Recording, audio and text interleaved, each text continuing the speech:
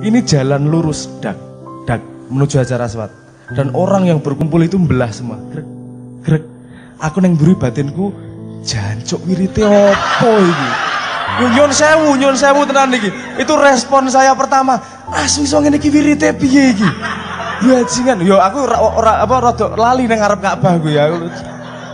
Piye carane iki wong besek-sekan sakene banyak mlaku ki enggak mlaku pakai imbas-imbis gini nih enggak. Mlaku dek mantep kae aku nang burine ngetutke. Asu tenan iki iso ngene iki piye ceritane? Iki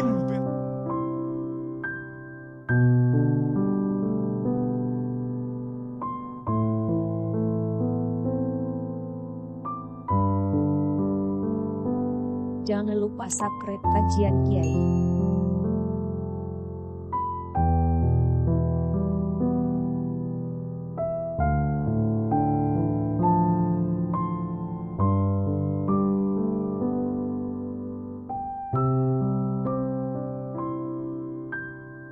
Sebelum hari ini saya mendapatkan berkah luar biasa karena saya sudah diberi janji sama seorang bapak untuk mengampuni anak apapun yang terjadi. Oke, lumayan nih. Dan satu lagi ada adik saya yang paling kecil belajar bahasa Arab, jadi tuntutan saya untuk bisa bahasa Arab semakin mengecil. Itu lumayan nih. Walaupun gak pernah nuntut menggerundel asu anakku siji kira ngerti bahasa Arab ngono paling. Oke, mungkin saya merespon sedikit-sedikit ya. Saya bercerita seorang nelayan nih. Bercerita kejadian di kampung nelayan. Tapi sebelumnya menungso iki sing digoleki apa to? Apa? Ya selamat kowe selamat. Ya pokoknya kan kalau di mana-mana setahu saya manusia itu pengen bahagia. Kadang-kadang kita kalau pria kan yang bahagia kan ada 5 tuh. Kadang-kadang kita menyebutnya sebagai godaan. Harta, tahta, wanita. Nah itu kan godaan. Dipendeli aku. Orang guyon nih. Oke. Orang kan nyari bahagia nih. Entah dengan caranya gimana, atau dengan rekreasi, dengan duitnya banyak, dengan berkuasa, pokoknya dia cari bahagia. Saya pengen cerita nelayan nih. Ada di kampung nelayan, ada seorang nelayan lagi ngopi sama ngerokok, kakinya jegang, ketawa-ketawa, sama ngecak nomor, aneh gitu. Terus ada orang bule datang. Mbuh saka ngendi negarane ora takon aku. Tapi kok bure, irunge rada mancung. Dudu Arab, orang melengkung soalnya, mancung tok. Terus, kamu kok nggak kerja jam segini? Loh, aku lagi ngopi karo ngerokok iki. Kamu nelayan? Iya nelayan. Loh, kesana cari duit. Udah, anak saya udah makan. Loh enggak ya, kamu harus cari duit yang lebih. Loh kenapa? Nanti kamu bisa tabung duitmu. Terus nanti kamu bisa beli kapal lagi. Terus kamu bisa punya anak buah. Terus anak buah kapalmu itu rajin bekerja, kamu punya duit lagi. Terus nanti kamu punya kapal lagi, kapalmu tambah banyak. Terus kamu nggak usah kerja nanti, duitnya tapi datang terus, katanya gitu. Oke, terus nanti kamu bisa menikmati hidup. Oh, jawabannya dia, tapi saya menikmati hidup sekarang ya, ngapain nunggu besok? Enak iki ngopi karo ngerokok iki. Enak iki. Jadi salah satu efisiensi itu bisa banyak macam cara. Jadi kalau ngomong soal mencapai bahagia, orang Indonesia paling efisien di dunia. Lho lah iya no, kowe pengen mangan pizza, kari nyekel tempe, pizza iki rek. Mangan udah beres. Sugesti beres kuwi. Pengen hidupnya bahagia, pengen hidupnya menikmati hidup, ngopi karo udut guyang-guyu ngene iki. Wes bahagia. Ya mungkin untuk standar, untuk sebuah standar tertentu memang ora pas ngono kuwi. Ora efektif uripmu ngono kuwi. Ya bener untuk set standar tertentu. Untuk set standar yang lain juga, misalnya kalau kepakai standar kita bisa mengatakan Indonesia adalah negara yang tirakatnya nomor 1. Itu pakai sudut pandang tirakat iki misalnya. Tirakatnya nomor 1. Ono wali sing iso sugih luar biasa milih ngire neng terminal. Tirakat itu. Wong kono ora tau poso, kita bisa makan aja memilih tidak makan. Itu tirakat nomor 1. Nah, jadi ranking-rankingan menurut saya yo nggak apa-apa, itu sebagai kita jadi yang belajar bukan mengejar rankingnya nomor 1, tapi mengetahui sudut pandang berbeda tentang bagaimana menjalani hidup. Itu konsep yang menarik juga. Oh, cara mereka menjalani hidup ngukur urip ki ngene to carane. Nah, kita nggak harus seperti itu. Tapi ya belajar dari itu juga nggak masalah. Karena mereka melakukan itu untuk menuju bahagia. Kajian Kiai. Kita kan wis bahagia kira sama melakukan itu. Ya ora? Bukan berarti terus kamu meninggalkan itu juga kalau menurut saya. Lakukan itu ya ora masalah. Tapi konsepnya sudah berbeda. Mereka mencari kebahagiaan. Kowe wis bahagia, melakukan itu sebagai iseng-iseng urip lah. Apa? Hidup efisien, iseng-iseng ae. Loh, hidup itu mengisi kegiatan ngantri nunggu mati kok mingan. Ya ora? Kok endinge ya mati kok. Oke, kowe ngisi kegiatan ngopo ya nunggu mati. Oh, ngono cara dadi wong ampuh. Oke, menurutmu ngono ya, aku tak main ning lapanganmu. Misalnya gini. Menurut mereka paling ampuh ki sing pemain bal-balan. Kowe isone sepak takraw misalnya. Ora ono hubungane bentik misalnya ora ono hubungane. Neng karena kowe wis ora masalah. Ya wis tak main lombamu wis. Ayo. Main apa jenenge? Bal-balan. Kan jadinya kamu tidak punya beban. Kita jadi tidak punya beban juga. Bukan menuju kebahagiaan, ngisi urip kok. Arep nggo cara ngono, oke, cara ngono. Sing ora nggo cara ngono tirakat, oke, nggo cara tirakat. Ya seperti katanya Cak Nun tadi. Asik. Loh. Itu bapak kita semua. Maksud saya ngomong bapak loh. Saya mau ngomong gimana aja dimaafkan kok. Tenang aja, tenang aja.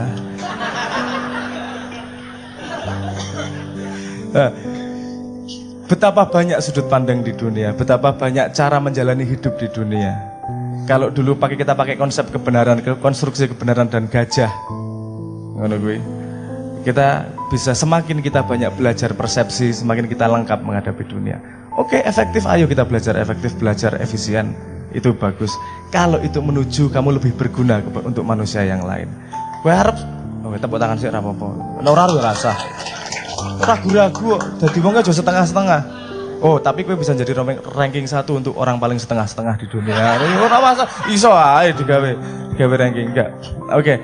Tapi paham maksud saya ya. Ranking itu peraturan ranking selalu dibikin oleh manusia. Padahal cara manusia menghadapi hidup bisa berbeda-beda. Kalau cara mereka menghadapi hidup seperti itu dan menghasilkan sesuatu, kalau kamu pengen hasil yang seperti itu, ikuti cara mereka. Kalau ingin kamu sesuatu yang lain, ikuti cara yang lain. Kalau pengen dua-duanya, belajar dua-duanya dan cari racikan baru untuk mencapai dua-duanya dalam satu perjalanan yang sama. Kuncinya tadi yang seperti dikatakan Cak Nun, bahwa nomor 1 kita harus menjadi diri kita sendiri. Kita punya konsep, kita punya kedaulatan terhadap bagaimana kita mau menjalani hidup. Sing penting migunani nggo liyan, tumrap liyan. Yo menurutku sing ngono wae. Apa apik-apik, kabeh wong ora ono sing lakoni elek. Kabeh semua orang melakukan baik menurut sudut pandangnya sendiri. Yang belum tentu sudut pandang orang lain juga. Yang kita cari adalah bagaimana kita bisa berbuat baik tapi untuk sudut pandang sebanyak-banyaknya manusia. Aku ya setuju karo Cak Nun. Aku setuju terus nek karo Cak Nun. So aku dadi wong ampuh banget tapi nyukutu dan ngidak-idak wong. Kuwi ora apa jenenge? Enggak masuk juga. Saya pengen cerita nih. Yuk, mungkin sudah saya pernah cerita. Pengalaman saya di umroh. Waktu itu, ya saya juga punya cita-cita nyium Hajar Aswad lah. Walaupun tidak separah Pak Toto. Pak Toto nggak di sini. Pak Toto berjuang apa sih? Dia penasaran pengen nyoba Hajar Aswad. Sampai depan Hajar Aswad komentar, ngene tok to gue. Ya juk ditinggal asem tenan. Kene cita-cita ya. Waktu itu melihat keadaannya ini rebutan nih, nyium Hajar Aswad. Saya ikut muter mubeng sampai mendekat, kemudian saya melihat orang sikut-sikutan. aku nggak setuju konsep ini. Semua orang pengen nyium Hajar Aswad, tapi kalau harus ngikut orang lain ora apik iki. Nggak gini harusnya konsepnya. Padahal keadaan yang terjadi standarnya kayak gitu tuh. Nek ra sikit-sikitan ra entuk. Wis aku tak ikhlas ke, wis lah aku ora gelem apa merasa pasti akan lebih merasa berdosa daripada seneng ketika aku nyikut wong untuk ngambung Hajar Aswad. Aku ora nyikut Hajar Aswad, wis ora nyikut, ora ngambung Hajar Aswad. Dan karena yang saya tahu rule-nya adalah kudu sikut-sikutan, saya nggak punya harapan. Wis ora ono lah. Ya wis rasa ngambung Hajar Aswad. Baru saya diingatkan ada cara lain, ditunjukkan cara lain. Suatu hari saya ke umrah itu dengan keluarga saya dan keluarga ayah saya. Bapak saya, ayah, bapak, yos. Nek kuwi bapak pas kuwi karo aku tok kuwi ra melu doan. Jadi saat itu tiba-tiba besok siangnya saya dijawil, "Brang, arep ngambung Hajar Aswad ora?" Oh, yo oke. Neng aku gak sikut-sikutan, mosok kudu menghalangi kesempatan orang lain untuk kebahagiaan yang sama-sama kita cita-citakan. Adek seneng ya seneng, neng aku wegah sikut-sikutan. Oh, ayo melu aku bae, rasa kakak cangkem. Oke, siap. Terus saya disuruh sama beliau duduk menghadap Hajar Aswad. Terus sholat. Oke, sholat. Ting ngono lah, sholat. Apalah gue sholat lah. Wes, terus aku melek, wes Brang, gitu. Bapak saya berdiri. Yuk ning Hajar Aswad. Ayo, gitu. Terus beliau tidak sama sekali pakai rumus yang berbeda dengan orang. Enggak pakai tawaf. Ini jalan lurus, dak, menuju Hajar Aswad. Dan orang yang berkumpul itu membelah semua. Grek. Aku neng buri batinku, jancuk wirite opo iki? Nyun sewu tenan iki. Itu respon saya pertama. Asu iso ngene iki wirite piye iki? Bajingan. Yo aku rada lali nang ngarep Ka'bah ku ya. Piye carane iki wong besek-sekan sakene banyak mlaku ki enggak mlaku pakai imbas-imbis gini nih enggak. Mlaku dek mantep kae aku nang burine ngetutke. Asu tenan iki iso ngene iki piye ceritane? Iki mbel gedes iki ora nggo sikit-sikitan sama sekali. Sampai sampai bapak saya pegang atas Hajar Aswad, deng. Terus nengok aku, Brang, ayo ngambung. Terus saya ditabrak sama orang, deng. Ora ya aku serai batinku yo serai entuk berarti. Nah tiba-tiba ada orang meluk saya, set. Terus sampun teng Hajar Aswad, batinku kok sopo wong iki? Enggak pakai baju ihram, pakai baju batik kotak-kotak. Itu tuh Jokowi tapi. Tutup kotak-kotak Jokowi pokoknya kelambine ora nggo klambi ihram, nganggo klambi hem ngono gitu. Yuk rangkul aku njuk. Sampun Hajar Aswad iki Jawa wong iki. Terus dereng, ayo. Aku dipeluk gini sing nyikut-nyikut dhek. Glodok dari nyikut aku. Sing penting aku ora nyikut lah. Wis ngono wae lah, alhamdulillah lah iki ngono iki. Wis ngambung, wis ning kono ngambung, wis rampung terus wis Brang ngono. Wis, yuk gitu. Yuk di kuwi rada aneh tapi kita ditarik ke lingkar luar lagi. Neng enggak pakai langkah yang gitu. Nyut ngono gitu. Yuk di lingkar luar lagi.